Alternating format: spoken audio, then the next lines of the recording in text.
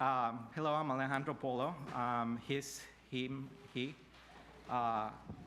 You just have to get closer. Okay. I serve as the board treasurer for the Beacon congregation. You're very welcome. And I welcome you all here to Beacon in Summit, New Jersey, on the land and the ancestral land of the Lenni Lenape. We are a congregation engaged in the 8 principle. We encourage us to challenge challenges us to liberation, grounded and guided by love. If you're new to our community, we invite you to attend Starting Point at 11 a.m. Meet Chris at the lobby. He'll guide you to, he's at the tables. He'll guide you to where to go. If you're interested in the virtual Starting Point, please let us know through the chat, and we'll let you know how to get there. We're delighted to welcome 2 of our youth, Sameer Kuriyan and Elise Hinrichs, who will be sharing their musical gifts with us today, alongside with Mise Iwama, our director of music and music ministry, and John O'Neill, our pianist. Thank you all for sharing your gifts with us today. Our community is always buzzing with activity, from cultivating spiritual practices and getting involved in social justice efforts, like the reproductive justice team that was newly formed and that will be meeting on Monday, July 11 at 7 p.m. via Zoom. We invite you to follow us on Facebook, Instagram, and in our YouTube channel to connect with us. In our July theme, love the hell out of them.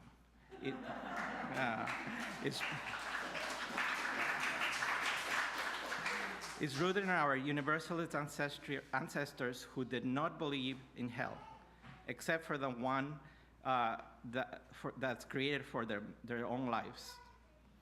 In our communities, to love the hell out of the world, a phrase coined by Reverend Joanne Fontaine Crawford, meant asking and answering the question, what would it mean to show up in the places where hell prevails, places of suffering and violence, persecution and inhumanity, and to bring an active, powerful form of love to affirm dignity, liberation, and peace.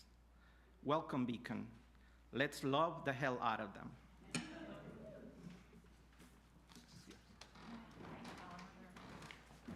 Thank you, Alejandro. My name is Tuli Patel. My pronouns are she, hers, and I am both the executive director as well as the lead for our programs for children and youth. We begin, as we usually do, with lighting our chalice, the symbol of our religious faith, Unitarian Universalism, a beacon that can help us to stay grounded in times of despair and times of difficulty, and can light the path forward through loving truth, yes, as we move continually towards justice. Thank you, Reverend Emily. I am delighted this morning, as Alejandro said, to invite our very talented youth into our service to share their musical gifts with us. I did want to say that you don't necessarily have to be talented, you just have to be interested, right? So if you're interested, contact Misa, contact any of us, and we'll be happy to work with you. This is a safe and loving community in which to make your solo debut. And the first piece of music that you'll be hearing is the Allegro con Spirito from the Cello Sonata in G minor by Henry Echols.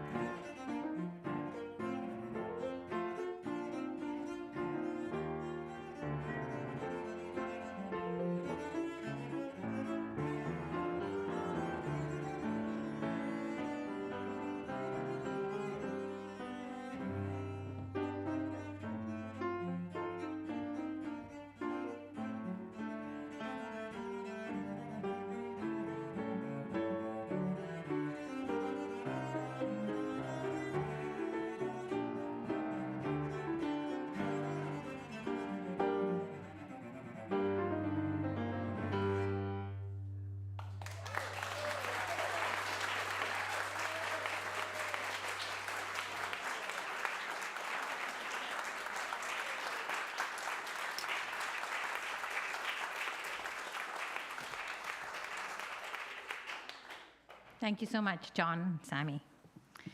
This is our story for today. Libby and Ruth were friends. Libby had gotten into trouble for not telling the truth, and so had resolved to always speak the truth. All the children from Brerville were gathered outside the church waiting for their programs to begin. Everyone was admiring Ruth's new dress and matching hat when Libby skipped up. "I like your outfit, it's really pretty. But you got a hole in your sock." All eyes went from the hat to the hole. Meanwhile, Libby skipped on into the church, never noticing the hurt on her best friend's face. Service ended, and Libby asked Ruth to walk home together. No, not walking with you," Ruth glared at her. Libby was genuinely surprised. "What did I do?" "You told the whole world I had a hole in my sock." "It was the truth," Libby replied, satisfied. "It was just mean," said Ruth, and she hurried away. Libby looked at the idea from outside in and from the inside out as she walked home alone. By the time she trudged up the stairs, she was still confused. The next morning, Libby joined a group of friends on the way to school. "Did you do your geography homework?" Willie asked Libby. "Yeah, it was easy," Libby replied. "Not for me," Willie shook his head. "I didn't understand it, so I just didn't do it."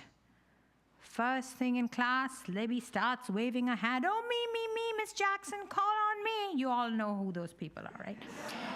When the teacher called on her, Libby announced to the class, "Willie doesn't have his geography homework." Libby was pleased with herself, but Willie gave her an ugly look.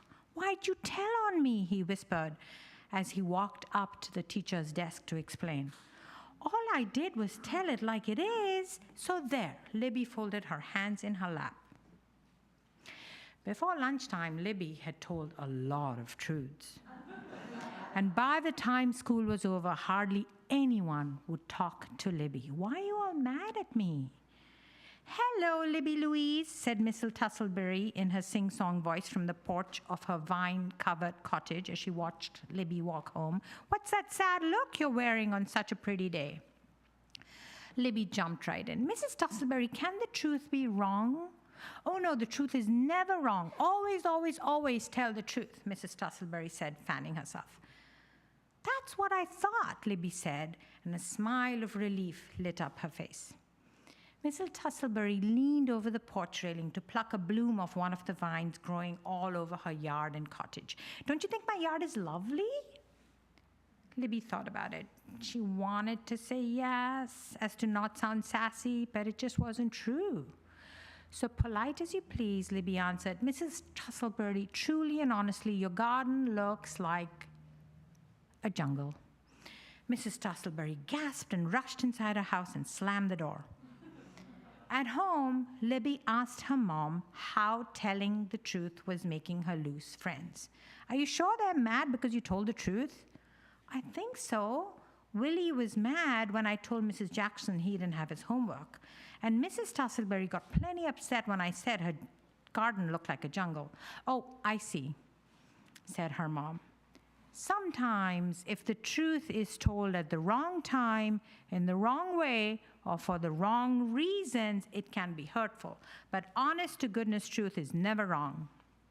The next day, Libby caught up with her friends on the way to school. She told Ruth, you did have a hole in your sock, but I could have whispered it to you instead of hollering it out for everybody to hear. I'm sorry. Ruth smiled and said, yep, you finally get it. Throughout the day, Libby apologized to all the victims of her truth-telling, including Mrs. Tussleberry after school. She was in her yard, busy yanking out weeds and pulling at vines when Libby called out, I'm sorry for hurting your feelings yesterday. Libby Louise, you were right. This place has gone completely and uncontrollably wild. You were really mad at me, Libby said. Mrs. Tussleberry waved a dismissive hand and handed Libby a hoe. The truth is often hard to chew, but if it's sweetened with love, then it's a little easier to swallow. They smiled and got to work. Libby said, you know, things are really starting to look pretty good around here now. And that was the honest-to-goodness truth. Here ends our story for all ages.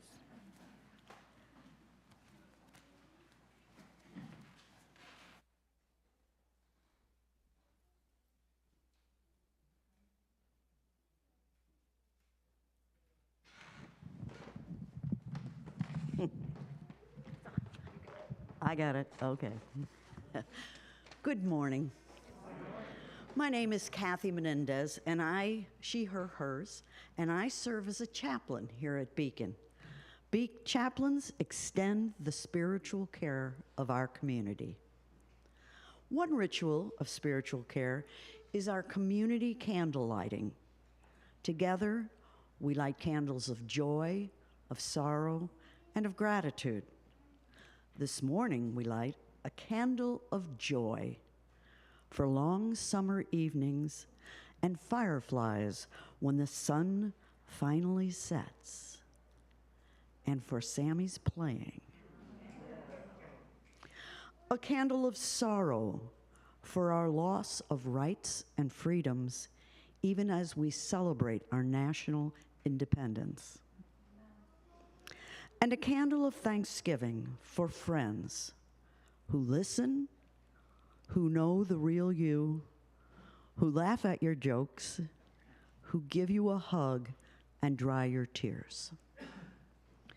For this and for so much more, we invite you now to come forward to light a candle here in our sanctuary or on your home altar or wherever you are.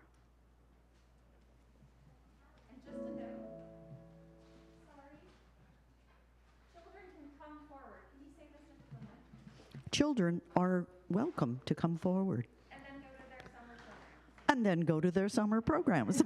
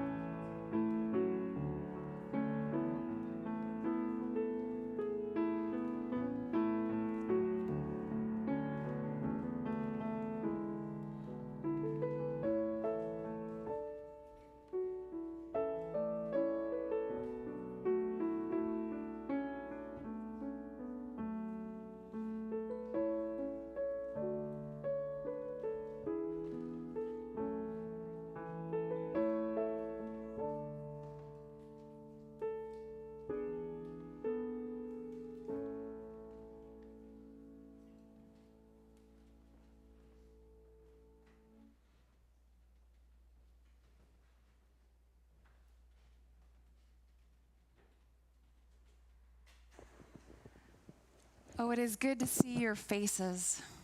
You are a gift to me this morning. Let us move from the candles that hold our joys, our sorrows, our thanksgiving, and let us move into a time of centering. Invite you to get comfortable in your chairs wherever you are, upstairs or downstairs, in your hotel room, in your living room, in your bedroom, outside, in your car, wherever you are. That is the place. This is the time. I invite you to take a deep breath in through your nose and out through your mouth. And as I ring our Tibetan bowl gong, I invite you to let the sound of that gong, that sound as it fills the room and fades into silence, let it call forth your still small voice and the ones around you, so that you may know your truth and also have the gift of listening to the person's truth beside you.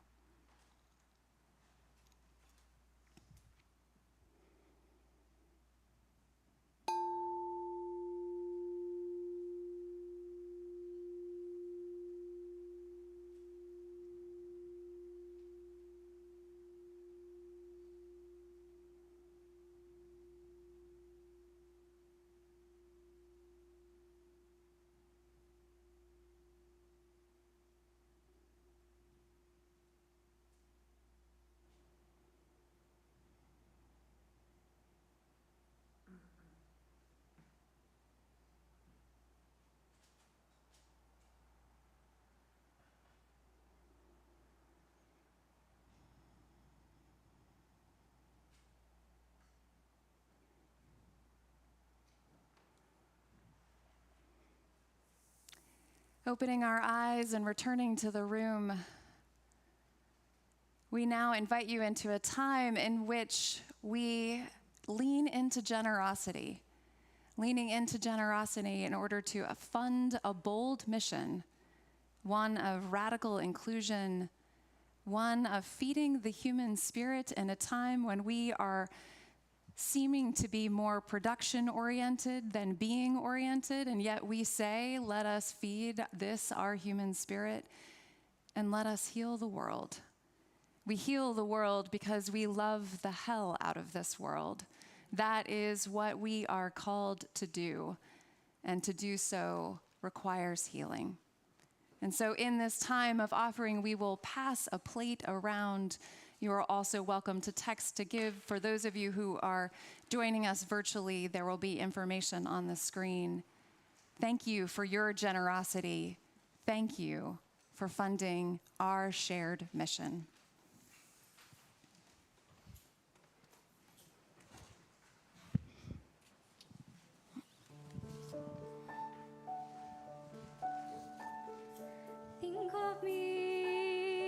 Think of me fondly when we've said goodbye.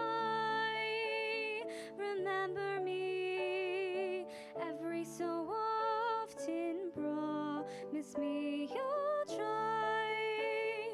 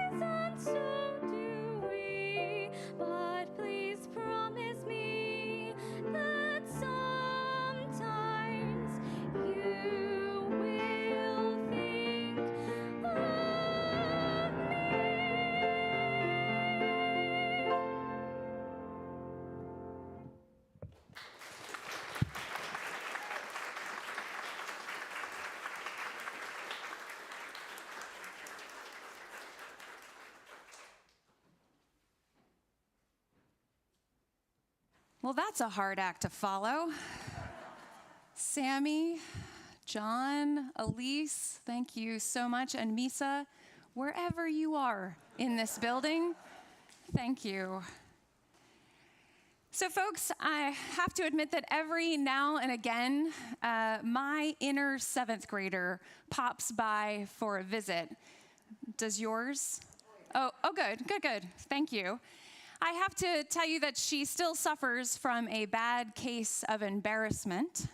She does not like to be noticed, even when she shows up. She doesn't want to say the wrong thing, and she does not want to make a mistake, or rather, she doesn't want to get caught making a mistake. And I have been observing her for a little while, observing when she pops up and when she doesn't. And I have noticed that she pops up at the least convenient moments, mostly in new situations. Now, I don't know why someone who doesn't want to get noticed pops up in new situations, or when I'm nervous or anxious, so I'll just say she's probably here right now. Mostly in settings not unlike middle school, where your inherent worth and dignity is in question. Why do you think middle schoolers travel in packs most often? If they can, they need the protection of the pack. Even if the pack is somewhat unreliable, it somehow feels better than being alone. Luckily, my inner 7th grader also has a gift. She is a keen observer, and she is very good at sussing out trustworthy friends. A trustworthy friend, by her definition, does not let you walk around all day with lettuce in your teeth or a hole in your sock. And bonus points to any of you who happen to walk up and notice, tell me about the hole in my sweater. Thule did this morning. A trustworthy friend also has the courage to tell you when you are being a jerk, or when you are lying to yourself, or when you simply aren't yourself anymore. These are harder truths to face than lettuce in your teeth. And that is what Libby discovers in the story that Dr. Thule told. On the one hand, Libby finds the courage to tell the truth. But on the other hand, she discovers that the truth is often hard to chew. How dare you tell me that I have a hole in my sock? How dare you tell me that I am being a jerk? The truth has to be sweetened with love, says Mrs. Tussleberry. But not a saccharine love, not a false love, but a genuine love, because they love you. A trustworthy friend, according to my inner 7th grader, has the ability to pair their truth with their love for you. I wonder, who has helped you face your truth? Who has shown you the way when you could not see it? Who has accompanied you into and through your vulnerability? Has your mind gone blank, or do you have somebody in mind? Anybody want to share their names into the room? Kathy, Carolyn.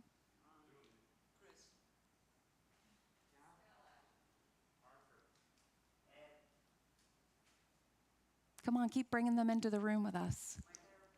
My therapist. That is a good thing. Here they are with us, people. And I would invite you to look around at one another, for we in this community promise to journey with one another into the truth, even the hard ones. And I have to be honest with you, friends, that I am not quite sure why I chose this topic, facing the truth, on a holiday weekend, no less. So often on holiday weekends, it feels like you need to have, like I need to be a stand-up comedian rather than a minister. And yet the stories that I have to tell about facing the truth are hard. That said, facing the truth, especially when it is with all of you, feels like holy ground. The Greek word the Greek have a word for truth, and I hope to say this somewhat correctly, aletheia. The word itself is actually a compressed phrase, meaning wandering with the divine. Truth, wandering with the divine, a sacred pilgrimage where you feel part of something larger than yourself. That was the Greeks' understanding of truth. So I'd like for you to think about what is one hard truth that you have had to face in your life. You do not have to say it in the room, but what is one hard truth you have had to face? I was silly enough to ask that question at my dinner table the other night. I got a tut from one side of the table, and my actual 13-year-old, not the inner one, my actual one rolled her eyes at me. Oh, God. As if, and she said this, "Mom, I haven't lived long enough to have to face hard truths." And I called BS on her. Because a week ago, she was facing the possibility that her beloved pet would die. Even though she knew that her rabbit could be treated for the GI stasis that had suddenly come upon it, it had to happen within 24 hours, and of course, it was a long drive to the nearest exotic veterinarian available on a Friday night. After all, it was 8 o'clock at night, and when they got there, it was an 8 to 10 hour wait in the waiting room, with lots of people who were in their best moods with their pets, right? And she was flat out in my phone conversation for her because I was in Portland, Oregon, and she was here in New Jersey, and she on the phone told me flat out not to tell her it was going to be all right, which is what I wanted to say as a mom. Don't worry, honey, it's going to be all right, which is what ended up being true. But she's a 7th grader, and she can suss out BS. And she wanted me to help her face the truth of the situation. So I took a deep breath and said, "Sweetheart, the truth is that your rabbit might not make it. The truth is that he might die. So what you can do right now is be present to him and love him until the end of his life, whether that is today or someday far in the future. And even though it breaks your heart can face this truth. Your heart can do this hard thing." She didn't really want to hear that either, but she really wanted her mom to say it. As a minister, I have had the great privilege of walking on holy ground. I am, for some reason, let into people's lives in their most vulnerable moments. These are moments that I am simply in awe of. What human beings face is simply astounding. If we were to turn the chairs around in this room and gather in small groups and answer that question, what is one hard thing, hard truth you have had to face? And if we dared to actually be vulnerable and tell the truth to one another, we would be astounded by the stories we hear. These sorts of conversations allow us to enter into holy space and holy time. Kairos, the Greek word for time, is also meant to mean that it is time as a moment of truth. A door in time is open to us that lets us get down to the truth of our lives. But you have to be willing to walk through the door. And when we're facing hard truths, beloved, can I get an amen for this? Sometimes we are not ready. Sometimes we walk right by that door again and again and again. And again, sometimes we never walk through the door, but sometimes we do, and that is holy time. So truth has the potential to offer us a holy space and time. And beloved, I've been wondering this week if that door is opening for us as a country. I don't know if we're going to walk by. I don't know if we're going to walk through. But the news was quite something this week. Every day I was like, no way. Really? I mean, I have to remind myself that some of the news happened this week because it feels like a month ago. Moments when the notifications on my phone made me go, okay, take a deep breath, Emily, and remember what you are for. I went, after getting a news notification, I went looking for hope. It's all right, Lorraine. It's all right. There we go. I went looking for hope. That's the New York Times notification, just so everybody knows. Something is happening. Don't all pull out your phones. I went looking for hope, trying to find people and communities and whole countries that had faced some truth, some hardness, and I landed on an interview of two members of the Truth and Reconciliation Commission in South Africa after apartheid. Charles Veye Vencio is a white South African minister, and Pumla Gobodo Madikezela is a black South African psychologist. The interview was with the two of them, and the interview was in 2007.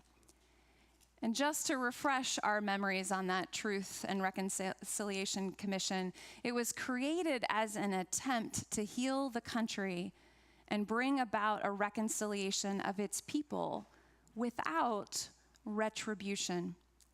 So often in this community, we talk about accountability, but so often in our world, accountability looks like punishment. And what they wanted to do was look at accountability as if it's a way back into relationship, back into trust, reconciliation. That is what we actually mean by accountability, but we don't know how to do it. And they created this new model for grappling with a history of extreme violence in a time in which anger was through the roof. The basic premise of the commission was that any individual, whatever they had done, was eligible for amnesty if they could fully disclose or confess their crimes, if they could face the truth of what they had experienced as victims or what they had done as perpetrators. And victims were invited to witness these confessions. And they thought that through the process of facing hard truths that many families might actually have healing. Of course, it was not perfect. Perfection is not the goal. Dr. Veye Vencio said that many people thought that the commission was proposing, what it was proposing was that a reconciliation would happen just from speaking the truth. It was as simple as tell the truth, do A, tell the truth, and then you'll just automatically have B, reconciliation. It's not unlike Libby, who thought, if I just tell the truth, then everything will be okay. That's the thing that I have to do. But we know that often it's more complicated than that. What they learned in that moment was that they were entering into a holy time and space that truth created. What they learned is that truth-telling has to be grounded in a relationship. It has to be grounded in a desire to be reconciled, a desire to move on and to move on together. Until you can move there, that truth might not heal you. And it was grounded, of course, in that ancient African word of Ubuntu, which loosely translated means humanity. Humanity. That somehow in that violence, their humanity was lost, and that in the repair of the relationship, their humanity could be refound. We are human because of one another. I am through you, and you are through me. Therefore, our humanity is rooted in our relationship with one another. Pumla Gobodo Madikezela says that that was not easy, even for her to observe, because she was a black South African. The stories of the victims that she heard, they were her stories. They were her stories, and she felt like she was a part of a collective in that moment, hearing these stories. Yet she herself experienced healing, and especially from one encounter an encounter between Eugene Denac and the widows of some of his victims. Eugene Denac was responsible for training assassination squads that killed many, many murders, committed many, many murders. He was given amnesty because he was coming forward and speaking the truth. Amnesty for the 212-year imprisonment that he was sentenced to. But he was not getting amnesty from the 2 back-to-back life sentences that he was sentenced to. So there was no reason for him to come and give the truth, except that he wanted to be reconciled. After telling his story to the victims, Denac asked if he could speak privately with the widows of some of the victims. And in that moment, Pumlo said that she saw him say to them, "I know that my truth, my story is not enough. I know that. I wish I could bring your husbands back to you. I wish that I could do that, but I can't. And every day, I'm going to have to face that truth, that I took them away and that I can't bring them back. And nothing I ever do will make up for that." And the widows, in that moment, the widows forgave him. And you have to understand that the organizers, on the one hand, they were engaging in a process in which they hoped it would work, but they actually didn't expect it to. You know, it's this crazy imagination, this crazy experiment, and they themselves found themselves being moved, being reconciled by watching 2 people talk to one another, have compassion for one another.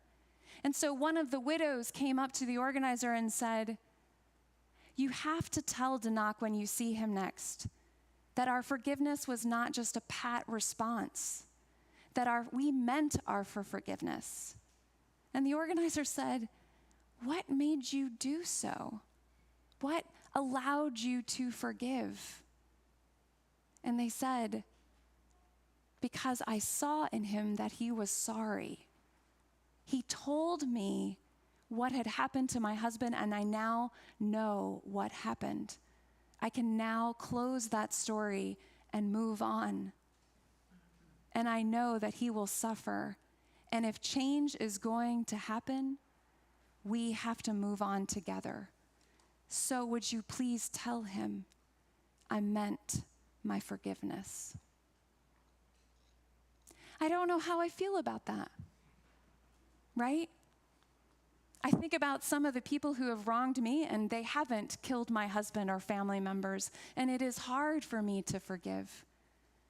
But I listen to this story and I hear about the healing. I hear about how when you face hard truths together, there is a way in which you can be reconciled. And so I live in that place of hope.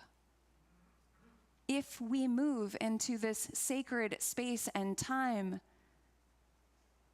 can we face the truth together and be reconciled?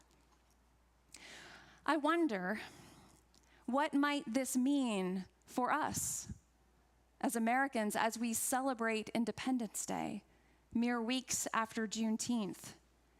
What hard truths are we going to have to face together as a country in order to live into reconciliation and reparation? I have to tell you that recently I was in a high school office with my partner, and it was second period. We had to fill out some forms for our daughter, and suddenly we heard someone come over the loudspeaker, and it was a loudspeaker, so it's like wah, wah, wah, wah, wah, wah. But I have been through American high school, so I know what this means, and I am watching everyone in the high school office stand up and face the American flag. My husband is English. He has no idea what's happening. And I'm like, "Gordon, get up, face the flag, put your hand on your heart, say the pledge." pledge, right? And he's like, what? What? What? And so we say the Pledge of Allegiance, and he looks at me. We have masks on, but I know full well what he is thinking to me, which is, you Americans and your patriotism. All right? My grandfather taught me to respect our country and the freedoms it promised. I have been taught to stand and look at the flag. I have had problems with the Pledge of Allegiance, but I do it. So I rise. My grandfather's son, my father, taught me that dissent is also patriotic, just as asking questions was an essential part of faith and religion. So Independence Day also requires taking a long, hard look at the truth of our country. It also requires understanding and grappling both with the visionary freedoms our founders established, and also that their vision was severely limited by their participation in slavery and their role as slaveholders. In his book, The Courage to Teach Hard History, Hassan Kwame Jeffries writes, "How can we fully comprehend the original intent of the Bill of Rights without acknowledging that its author, James Madison, enslaved other people? How can we understand that foundational document without understanding that its author was well-versed not only in the writings of the Greek philosophers and Enlightenment thinkers, but also in Virginia's slave code? How can we ignore the influence of that code, that Bill of Rights denied, that is the Virginia Slave Code, which withheld the African Americans from African Americans, the very same civil liberties Madison sought to safeguard for white people? This is facing our hard truth. This is holding the both and that is America. Yes, freedom and slavery. Those two things are firmly rooted in our country. So what would happen if we dared to face the truth? What would happen if we looked not only at what happened in history, but what is happening right now with one another? What would happen if we started saying dissent is patriotic? And this, on Independence Day, we recommit ourselves to fighting for the freedoms that Madison left out. Jeffries assures us hard history is not hopeless history. In fact, that is exactly the moment when we enter sacred space and time. When we face the hard truths of our history, when we face the hard realities of its legacy, when we face our own complicity in it, then, beloved, we are on the path to liberation. So let me ask you again, who has helped you face the truth? Who has shown you the way when you could not see it? Who has accompanied you into and through your vulnerability? Now look around at one another.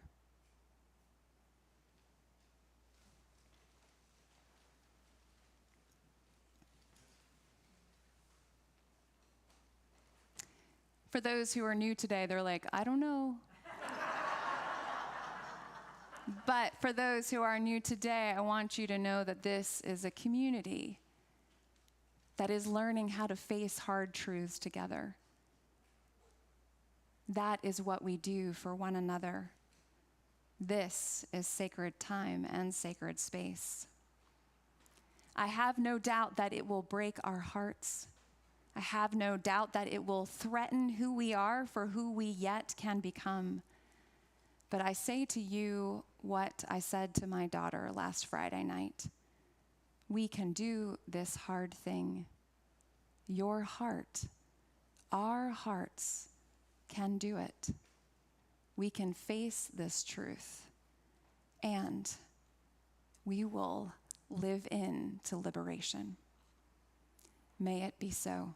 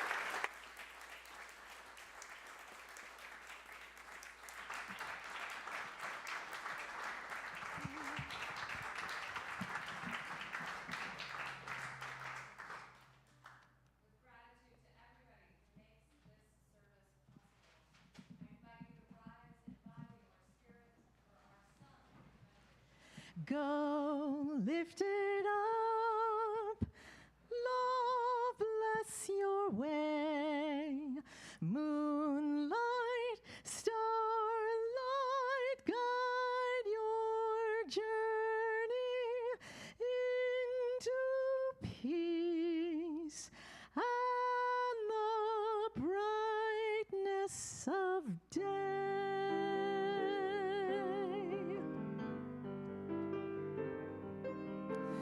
Go lifted up, love bless your way.